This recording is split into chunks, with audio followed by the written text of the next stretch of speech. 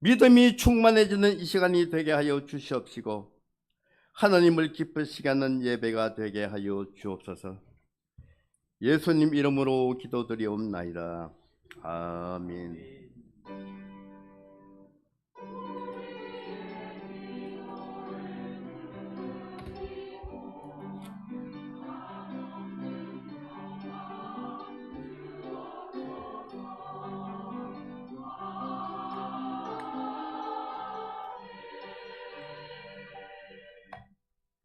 하나님 말씀 창세기 21장 22절에서 34절입니다.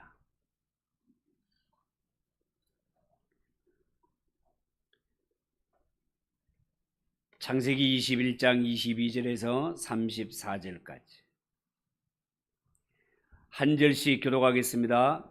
그때에 아비멜렉과 그 군대 장관 비골이 아브라함에게 말하여 이르되 네가 무슨 일을 하든지 하나님이 너와 함께 계시도다.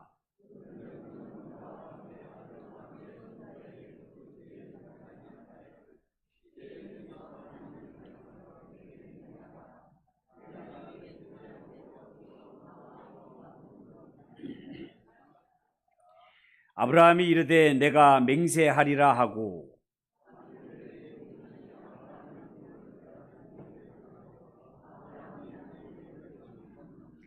아비멜렉이 이르되 누가 그리하였는지 내가 알지 못하노라.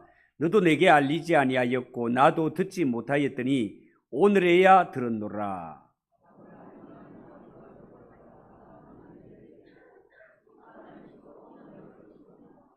아브라함이 7 암양 새끼를 따로 놓으니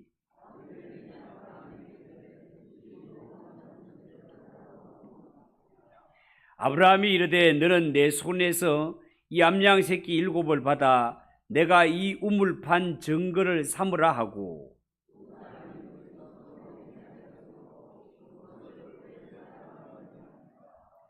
그들이 브엘세바에서 언약을 세우매 아비멜렉과 그 군대 장관 비골은 떠나 블레셋 사람의 땅으로 돌아갔고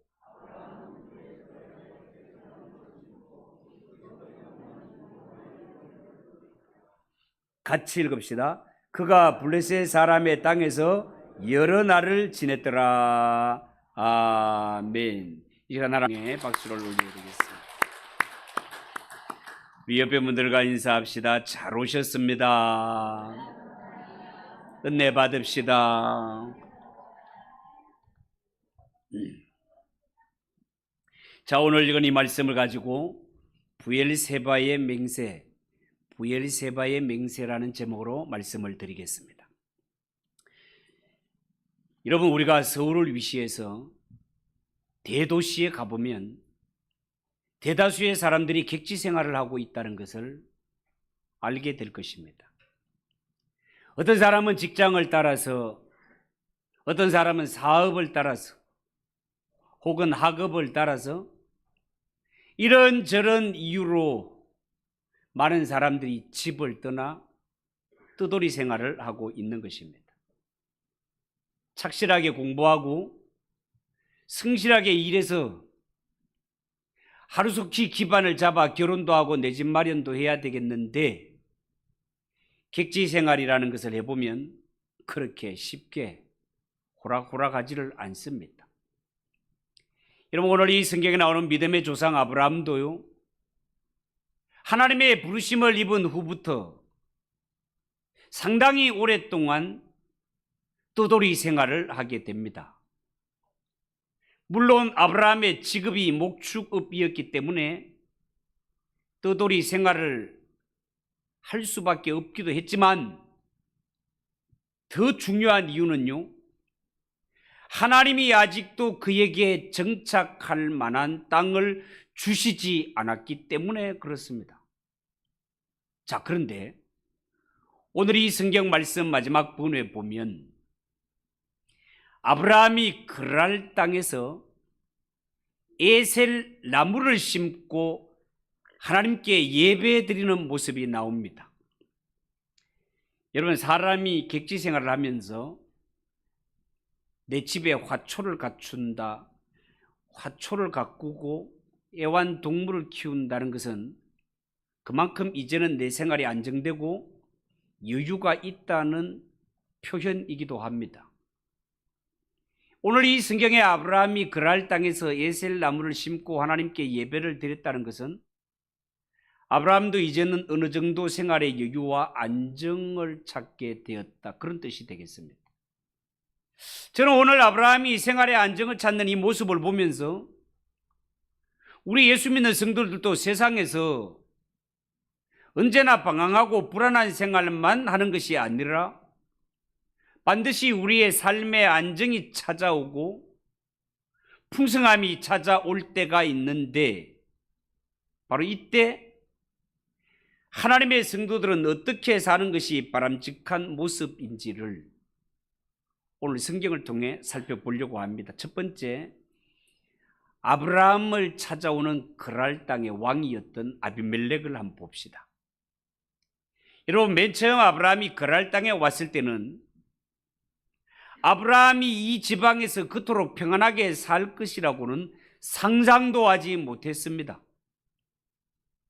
아브라함은 이 지방 사람들이 하나님을 알지 못하는 사람들이기 때문에 이 사람들은 나쁜 사람일 것이라고 그렇게 여겼고, 하나님을 알지 못하는 사람들, 나하고는 아예 대화조차도 통하지 않는 무지몽매한 사람들 것이라고 단정했습니다. 그런데 예상 밖으로 하나님께서는 아브라함을 위해서 이 그랄 땅에 많은 것을 준비해 두고 계셨습니다. 여러분, 22절을 보십시오. 그때의 아비멜렉과 그 군대 장관 비골이 아브라함에게 말하여 이르되, 네가 무슨 일을 하든지 하나님이 너와 함께 계시도다. 자, 이런 말을 하는 것을 보게 됩니다. 그러니까 지금 아브라함에게는요, 그 땅, 그랄 땅의 왕인 아비멜렉과 군대 장관 비골이라는 사람이 찾아와서 아브라함에게 당신은 하나님이 함께 하시는 사람입니다. 이 땅의 모든 사람들은 그것을 분명히 알고 있습니다. 이런 고백을 하고 있단 말이에요. 여러분, 이 얼마나 영광스럽고 감동스러운 장면입니까? 하나님을 믿는 백성들이 안 믿는 사람들에게 당신은 정말 하나님이 함께 하시는 사람입니다. 하나님이 당신에게 복을 주시고 함께 하신다는 사실을 우리가 늘 옆에서 지켜보고 있습니다. 믿는 자가 불신자들에게 이런 말을 들을 때보다가 더 기쁘고 흐뭇할 때가 어디에 있겠습니까, 여러분? 예수 믿는 사람들은 이 세상에 살면서 세상과 불신자들에게 인정받는다는 것, 우리 모두가 추구하는 희망이지만 사실 그렇게 산다는 것은 쉬운 일이 아니다 말이죠. 여러분, 만약에 우리나라의 기독교가 처음 초창기에 들어올 때 이 외국인이 우리나라에 와서 우리나라 사람들에게 인정을 받는다, 보통 일이 아니다 말이죠. 여러분, 우리가 선교사들이 처음 와서 이 땅에 복음을 전할 때 이 땅의 사람들은 복음을 들고 온 선교사들을 하나님의 사람으로 인정하고 영접하지를 않았습니다. 생긴 것도 다르고 문화도 다르고 세국 정책을 폈고 경계가 너무너무 심하였기 때문에 그렇습니다.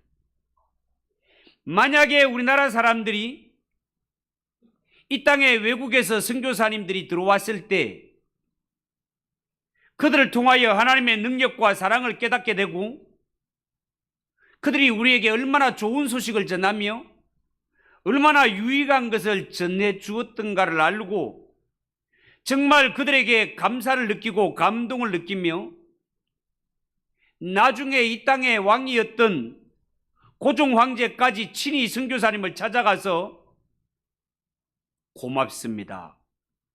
당신이 하는 모든 일이 하나님이 함께 하시는군요 라고 이런 이야기를 했다면 이 땅에 온 선교사님들이 평상시에 어떤 일을 행하였으며 얼마나 놀라운 신앙과 인격을 갖춘 사람인지 짐작할 수 있지 않겠습니까?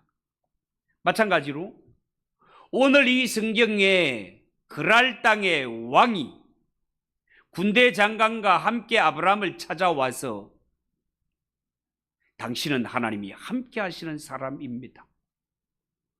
하나님이 당신과 함께하고 복 주시는 것을 우리가 옆에서 보아 잘 알고 있습니다. 이런 고백을 할 정도라면 아브라함이 평소에 이 그랄 땅에 살면서 불신자들이 볼 때 얼마나 진실한 삶을 살았으며 얼마나 성실하고 복된 삶을 살았던가 하는 것을 충분히 짐작할 수 있는 장면이다, 그 말입니다. 여러분, 아브라함이 이 그랄이라는 땅에 맨 처음 들어왔을 때 그 모습이 어땠는지 아십니까? 성경에 보면 아브라함이 그랄 땅에 처음 들어왔을 때는요, 두려움이 가득했습니다. 불안하기 짝이 없습니다.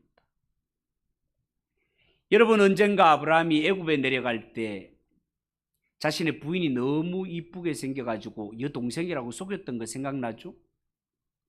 이 일로 인하여 하나님의 전능하심을 체험하고 얼마나 하나님이 능력 많으신지 당시에 최고 강대국의 왕이었던 바로조차 벌벌 떨었던 거 기억하시죠? 제가 강조해서 전했으니까 기억하실 거예요. 그런데 아브라함이 이 그랄 땅에 들어올 때 성경에 보면 역시 그때가 떠올라서 그때 당시에 고대 사람들은 이쁜 여자가 있으면 남편을 죽이고 아내를 빼앗아 가던 그러한 시대였기 때문에 이 동일한 심리가 똑같이 발동해서 이 사건이 여기에서 재현되게 되고 아브라함은 자기 아내 때문에 자기가 죽고 아내가 빼앗길까 봐 여기에서 그랄 땅에서 아비멜렉에게 부인이라 하지 못하고 동생으로 속인 일이 여기서 한 번 더 재현되는 것을 보게 됩니다. 이런 일을 겪었던 아브라함, 이 그랄 땅에서 왔을 때 두려움이 사로잡힙니다. 불안한 세월을 보내게 됩니다. 그런데 이런 일이 있고 난 후에 그가 어떻게 지냅니까? 그 자세한 삶에 대해서는 성경에서 기록하지 않기 때문에 잘 알 수가 없습니다. 그런데 오늘 찾아온 이 땅의 왕인 아비멜렉과 군대 장관인 비골의 말에 기초해서 살펴볼 것 같으면 당신은 하나님이 함께 하시는 사람입니다. 이 고백을 들어볼 때 아브라함이 이 그랄 땅에서 살 때 하나님이 그와 함께 하시고 하시는 모든 삶에 복을 주셨다는 것을 알게 됩니다. 하나님의 능력이 아브라함을 통해 나타났다는 사실을 우리는 알 수 있습니다. 여러분, 저는 아비멜렉이 아브라함을 찾아와 아브라함을 인정하게 된 것이 단지 아브라함이 이 땅에 와서 복을 받아 물질적으로 부자가 되었기 때문이다라고 생각하지 않습니다. 아브라함이 그랄 사람에게 이렇게 하나님이 함께 하시고 위대한 사람인 것을 보여준 것은 아브라함이 그랄 땅에 거주하는 동안 위로는 하나님을 바르게 섬겼고 하나님이 주시는 복을 따라 그 땅에 살 때 그 땅에서 모든 사람들이 볼 때도 인정할 수밖에 없는 선한 일에 힘썼기 때문이라고 저는 보고 있습니다. 여러분, 이처럼 예수 믿는 사람들은요, 이 세상 어디를 가든지 오늘 이 성경에 나오는 아브라함처럼 세상에서도 불신자들에게도 인정받는 삶을 산다는 것이 정말 중요합니다. 여러분, 23절에 보면 아브라함에게 아비멜렉이 이런 말을 합니다. 그런즉 너는 나와 내 아들과 내 손자에게 거짓되이 행하지 아니하기를 이제 여기서 하나님을 가리켜 내게 맹세하라. 내가 네게 후대한 대로 너도 나와 네가 머무는 이 땅에 행할 것이니라. 그렇게 말합니다. 여러분, 이 말의 뜻이 뭡니까? 아브라함은 아비멜렉과 그의 아들과 손자에게까지 그랄 이 땅에 꼭 필요한 사람이다, 그 말입니다. 꼭 필요한 사람. 그래서 아비멜렉은 아브라함에게 당신은 이 나라에 꼭 필요한 사람입니다. 그러니까 혹시라도 이 땅에 지내는 동안 당신 마음이 변해서 우리를 배신하지 말아 주십시오. 그리고 나와 내 아들과 내 손자에게도 우리를 배신하지 않겠다고 약속을 해 주십시오. 계속 우리에게 신실하게 대해 주십시오. 이거 완전 부탁을 하고 있습니다. 부탁을 하고 있어요. 여러분, 이처럼 예수 믿는 사람, 하나님의 백성들은 이 세상 어디를 가든지 꼭 필요한 사람, 당신이 없으면 안 됩니다. 내 곁에 머물러 주세요. 이러한 삶을 살아가는 것이 마땅하고 얼마나 소중한가 하는 것을 아브라함을 통해서 배우게 되는 것입니다. 두 번째로 우리는 아브라함의 겸손과 더불어 불의를 책망하는 자세를 한번 봅시다. 여러분, 변함없이 자기들에게 신실하게 대해달라고 부탁하는 이 아비멜렉의 부탁을 들은 아브라함, 이 아비멜렉에게 내가 그렇게 하겠다고 맹세합니다. 24절에 아브라함이 가로되 내가 맹세하리라. 27절에 아브라함이 양과 소를 취하여 아비멜렉에게 주고 두 사람이 서로 언약을 세웠다. 성경은 그렇게 말씀하고 있습니다. 여러분, 본래 맹세라는 것은 두 사람이 하는 것입니다. 근데 오늘 이 성경에 보면 맹세는 두 사람이 해야 되는데 아브라함이 일방적으로 양과 소를 아비멜렉에게 주는 것을 보게 됩니다. 왜 그렇게 하는가 하면 당시에는 맹세하는 방법이 한 가지만 있은 것이 아니라 여러 종류의 방식이 있었기 때문에 그렇습니다. 그때 당시에 사람들 사이에 맹세를 하는 것 가운데 가장 엄숙한 맹세는 그 사람의 목숨을 거는 맹세입니다. 여러분 기억나시죠? 그때 당시에 언약을 맺을 때는 언약을 맺는 당사자가 짐승을 잡아서 짐승을 쪼개어 갈라서 둘이 마주 놓고 그 사이를 손을 잡고 지나감으로 언약이 체결되는 것이 있었습니다. 이렇게 짐승을 완전히 반으로 쪼개가지고 마주 놓고 그 사이를 지나간다는 것은 만약에 너와 나 사이에 맺어진 이 언약 맹세가 깨어지면 누구라도 언약을 깨뜨린 사람은 이 짐승이 반이 쪼개 죽어서 덜짐승 날짐승에게 시체를 뜯어먹게 하는 것처럼 우리 중에 만약에 맹세를 깨뜨리고 언약을 깨뜨린 자는 이 짐승처럼 쪼개어 죽어 들짐승과 날짐승에게 먹이가 되어도 좋다라는 이런 결단이 이 맹세에 포함이 되어 있습니다. 이것이 가장 무서운 맹세입니다.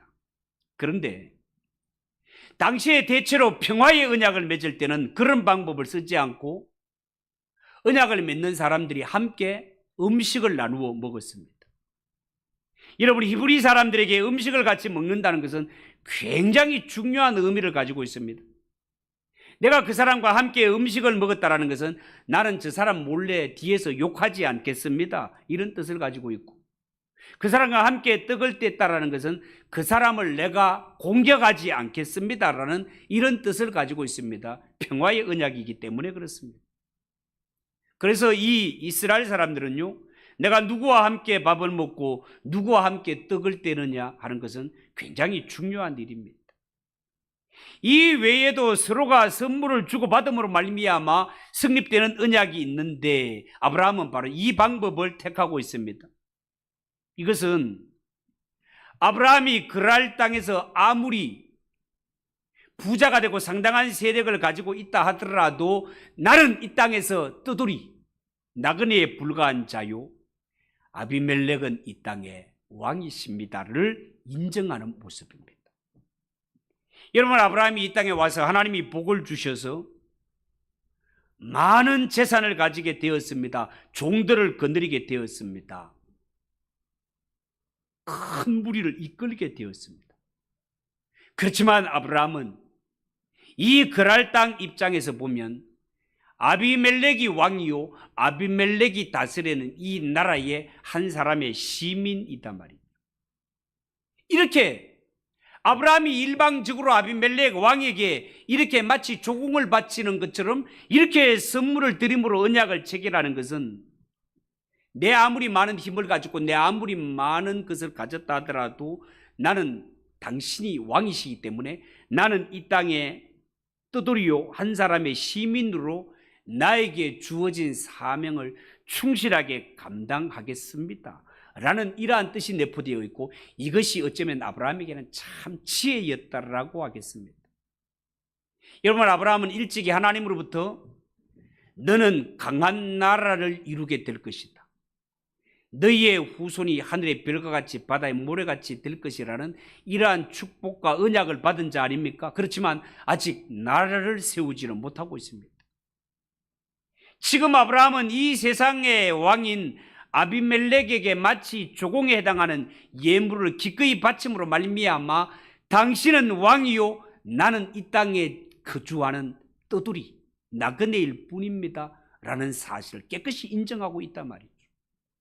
여러분, 이 말을 신약식으로 땡겨서 볼 것 같으면 예수님이 유대인들에게 하신 말씀과 일치하는 것 같지 않습니까? 예수님 당시에 유대인들이 당시 로마 정부인 가이사에게 세금을 바치는 것이 옳습니까? 하나님의 백성들이 가이사에게, 세상 왕에게 세금을 바치는 것이 옳습니까? 라는 질문을 던진 적이 있습니다. 그때 예수님의 대답이 뭐였습니까? 가이사의 것은 가이사에게, 하나님의 것은 하나님께 바치라고 대답하셨어요. 여러분, 정말 그렇습니다. 우리가 하나님의 백성이라는 이유로 이 세상을 무시하며 사는 것 옳지 않습니다. 오히려 예수 믿는 성도들은 이 세상에 살아갈 때 이 세상 구석구석에 꼭 필요로 하는 사람이 되기 위해 노력해야 되는 것이 옳습니다. 왜 그렇습니까? 하나님께서 우리를 그렇게 세상에 살도록 하셨기 때문에 그렇습니다. 그러므로 예수 믿는 성도들은 한 번뿐인 일생을 살아갈 때 절대로 지 멋대로 살아서는 안 됩니다. 일하고 싶으면 일하고, 하기 싫으면 안 하고, 이런 게으르고 무책임한 자로 살아서는 안 되고, 열심히 공부할 때 공부하고 열심히 일할 때 일하고 정당한 세금을 낼 때 세금을 바치는 이러한 신실한 자로 살아가는 것이 너무나 옳은 일이다 말이에요. 여러분, 예수 믿는 성도들 언제 어디서나 꼭 필요한 사람, 우리가 중학교 때 살아갈 때 학교 교훈이 정말 떠오르네요. 우리 학교 교훈, 중학교, 예천중학교 교훈이 쓸모 있는 사람이 되라였습니다. 잊지 않고 있습니다. 여러분, 예수 믿는 성도들도 어디를 가든지 있어도 좋고 없어도 좋은 이런 사람이 아니라 꼭 필요한 사람이 되어야 됩니다. 그리고 아브라함은요, 하나님이 나와 함께 하시고 하나님이 나에게 복 주시고 하나님이 나를 통하여 능력을 나타낸다고 해서 세상의 왕인 아비멜렉을 무시하지 않았습니다. 그랄 땅의 왕으로서의 예를 다하여 대하는 것을 볼 수 있습니다. 여러분, 예수 믿는 성도가 믿지 않는 부모, 형제를 대할 때 예수 믿지 않는다고 해서 함부로 대하고 불순종하는 거 옳지 않습니다. 예수 믿지 않는 시부모를 대할 때 가볍게 대하는 것 절대로 옳지 않습니다. 회사에 나가서 믿지 않는 상관을 대할 때 무시하고 따르지 않는 것 절대 옳지 않습니다. 반드시 필요한 사람, 반드시 권위를 인정하는 사람이 되어야 됩니다. 자, 그런데 오늘 성경에 보면 아브라함이 아비멜렉에게 복종하되 무조건 복종하는 것은 아닙니다. 불의한 것은 분명히 불의하다 말라고 밝힙니다. 25절 26절 아비멜렉의 종들이 아브라함의 우물을 빼앗은 일에 관하여 아브라함이 아비멜렉을 책망하며 아비멜렉이 이르되 누가 그리하였는지 내가 알지 못하노라. 너도 내게 알리지 아니하였고 나도 듣지 못하였더니 오늘에야 들었노라. 이런 말이 있습니다. 여러분, 아브라함은 아비멜렉이 그랄 땅의 왕이라고 해서 왕이기 때문에 무조건 복종하고 그 앞에 아부나하는 그런 사람이 아니었습니다. 아브라함이 힘들여 자신이 판 우물을 아비멜렉의 부하들에게 부당하게 빼앗긴 적이 있었던가 봅니다. 오늘 왕이 찾아왔을 때 이 사실을 엄하게 따지고 권리를 다시 찾는 것을 보게 됩니다. 여러분, 고대 중동 지역에는요, 지금도 마찬가지겠지만 우물은 정말 중요한 재산이었습니다. 우물이 없으면 양을 먹일 수 없습니다. 농사를 지을 수 없습니다. 그런데 아브라함이 힘들게 판 우물을 아비멜렉의 부하들이 그냥 강제로 빼앗아가 버린 사건이 있었던가 봅니다. 우물을 빼앗겼다는 것은 아브라함에게 분명히 큰 손실이었지만 아브라함은 우물을 빼앗기고도 그때 당시에는 찍소리 못했습니다. 왜요? 그는 이 땅에 떠돌이고 나그네였기 때문에 그렇습니다. 그런데 이 아비멜렉 왕이 아브라함에게 친선조약을 맺자고 찾아왔을 때 아브라함은 잊지 않고 자기의 권리를 찾는 것을 보게 됩니다. 하나님이 그만큼 아브라함의 지위를 높여 놓으셨다는 것입니다. 아브라함은 여지없이 그 불의한 문제를 따졌고 잘못된 것을 바로 잡았습니다. 여러분, 예수 믿는 사람들은 이 세상에 살아갈 때 할 말도 못하고 무조건 기죽어 지내는 그런 사람 아닙니다. 때로는 불의를 보고도 아무 말도 못하고 가정에서 억울한 소리를 들어도 불신자들 틈바구니에서 한마디 대꾸도 못할 때도 있습니다. 그러나 언제까지나 그런 것이 아닙니다. 하나님이 아브라함에게 때를 주고 기회를 주는 것처럼 하나님이 때를 주시고 기회를 주실 때가 있습니다. 왜 그렇게 했냐라고 분명히 따져서 모든 것을 바로잡게 하실 때가 있습니다. 여러분, 오늘 성경에 보면 아브라함은 이 우물이 자기 소유라는 것을 증거하기 위해서 암양 7마리를 따로 주는 것을 보게 됩니다. 아브라함이 양과 소를 가져다가 아비멜렉에게 주고 두 사람이 서로 언약을 세우니라. 아브라함이 7 암양 새끼를 따로 놓으니 아비멜렉이 아브라함에게 이르되 이 7 암양 새끼를 따로 놓으면 어찌미냐? 아브라함이 이르되 너는 내 손에서 이 암양 새끼 7을 받아 내가 이 우물판 증거를 삼으라 하고 두 사람이 거기서 서로 맹세하였으므로 그곳을 부엘세바라 이름하였더라라고 말했습니다. 여러분, 이스라엘 백성들에게 더 중요했던 것은 바로 이 우물이었던 것 같습니다.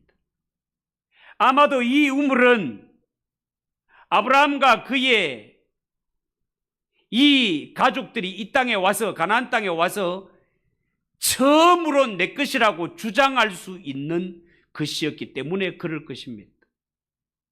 아직도 아브라함은 나라를 이루려면 많은 시간이 필요합니다. 멀었습니다. 그렇지만 오늘 여기에 분명 암양 7마리를 주고 값을 치르고 산 이 작은 우물로 인해서 아브라함의 소유가 이 땅에 생기게 되었고 이 작은 우물 하나를 통하여 하나님께서 내가 너로 반드시 이 땅을 너희에게 주리라는 이 하나님이 주신 약속과 소망을 바라보는 믿음의 증거가 되는 것입니다. 마지막으로 이제 긴장을 지나서 안정을 되찾는 아브라함을 봅시다. 여러분, 그랄 땅에 오기 전까지 아브라함의 삶은 끊임없는 두려움이고 긴장의 연속 아니었습니까? 그의 삶에는 안정이 없었습니다. 그렇지만 오늘 이 성경에 보면 아브라함이 그랄 땅에 이르렀을 때 위기도 있었지만 나중에 결국 하나님이 아브라함에게 안정된 삶을 주셨고 하나님을 알지 못하는 사람들로부터 인정함을 받게 되었을 뿐만 아니라 오히려 그들의 요구로 평화조약까지 맺게 되며 자기가 판 우물이었지만 찍소리 못하고 빼앗겼던 그 우물을 당당하게 되찾게 되는 모습을 성경을 통해 보게 됩니다. 어쩌면 아브라함의 생애에 이렇게 평화로운 때가 없었을 것입니다. 이러한 때에 아브라함은 어떻게 합니까? 성경에 보면 아브라함은 부엘세바에 에셀나무를 심고 거기서 영생하시는 하나님 여호와의 이름을 불렀으며 그가 블레셋 족속 땅에서 여러 날을 지냈더라라고 했습니다. 여러분, 아브라함이 나무를 심었다라는 것은 그의 삶에 그만큼 여유와 안식이 찾아왔다 그런 뜻이에요. 그때 아브라함은 소리 높여 여호와의 이름을 불렀습니다. 공식적으로 하나님께 예배를 드렸단 말이에요. 더 이상 그럴 사람들, 불신자들의 눈치를 볼 것도 없이 마음껏 하나님을 예배하고 마음껏 하나님을 찬송하는 그러한 아브라함이 되었다는 거예요. 그렇다면 이 아브라함의 안정된 삶이 의미하는 것이 뭐겠습니까? 아브라함을 부르신 하나님, 우리를 부르신 하나님, 하나님이 아브라함에게 궁극적으로 주고 싶어하는 것, 하나님이 우리에게 진짜 주고 싶어하는 것은 예수 안에서 풍성한 삶이라는 것입니다. 풍성한 삶. 이런 안정된 삶 가운데서 아브라함은 정말 한 가지 중요한 것, 눈에 띄지 않지만 진짜 중요한 일을 하게 되는데요. 그게 뭔가 하면 이 그랄 땅에서 그 언약의 중심인 이삭, 100세 얻은 아들 이 이삭을 그랄 땅에서 신앙으로 양육하게 됩니다. 자세하게 나오지 않지만 이제 이삭은 22장에 가면 모리아산으로 올라가는 장면이 나오죠. 그 전까지 그랄 땅에서 아브라함이 진짜 한 중요한 일은 이 이삭을 그랄 땅에서 신앙으로 잘 양육했다는 거예요. 여러분, 사람이 삶이 안정되지 않으면 자식들 신앙 교육도 제대로 되지 않습니다. 먹고 사는 문제가 급합니다. 정신이 없습니다. 자식이 어디서 뭘 하는지 지켜볼 틈도 없습니다. 그런데 아브라함은 삶의 안정이 찾아왔을 때 최선을 다해서 이삭을 신앙으로 키우는 일에 집중합니다. 여러분, 여러분의 삶이 이제 먹고 살만합니까? 하나님이 주신 은혜요 복이라고 여겨집니까? 그냥 하나님 감사합니다 하고 그냥 맥을 놓고 있지 마시고 여러분의 자녀들이 신앙적으로 어떻게 살고 있는가를 한번 살펴보시기 바랍니다. 여러분의 자녀들이 여러분들만큼 여러분의 신앙을 이어받아 한국교회를 이끌 만큼 그렇게 준비되고 있습니까? 훈련되고 있습니까? 신앙으로 양육되고 있습니까? 아브라함은 이 평안이 찾아왔을 때 그랄 땅에서 최선을 다해 이삭을 신앙으로 키웠다 그 말이에요. 여러분, 우리가 살아갈 때 하나님께서 우리에게 안정을 주고 풍성함을 주실 때가 있습니다.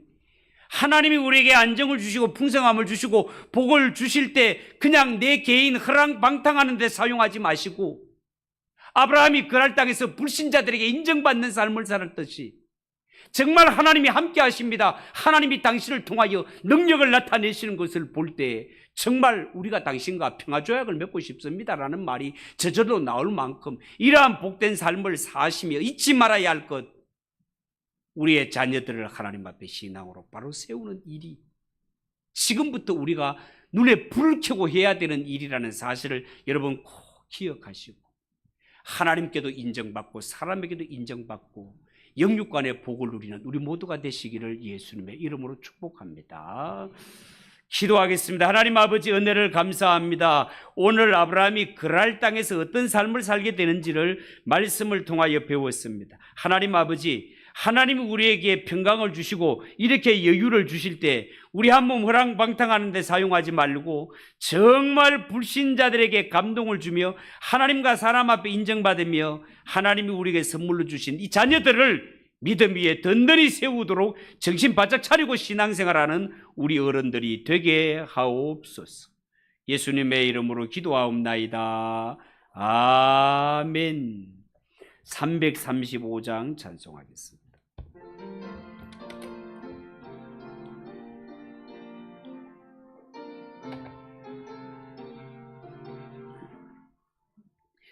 크고 놀라운 평화가 내게 있네.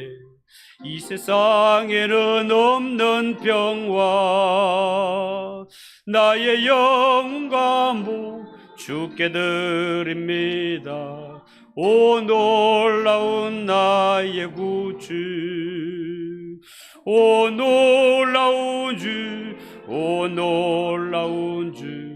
저 천군과 천사들 경배하네. 나 엎드려서 주 경배하리. 오 놀라운 구주 예수, 나의 일생을 인도해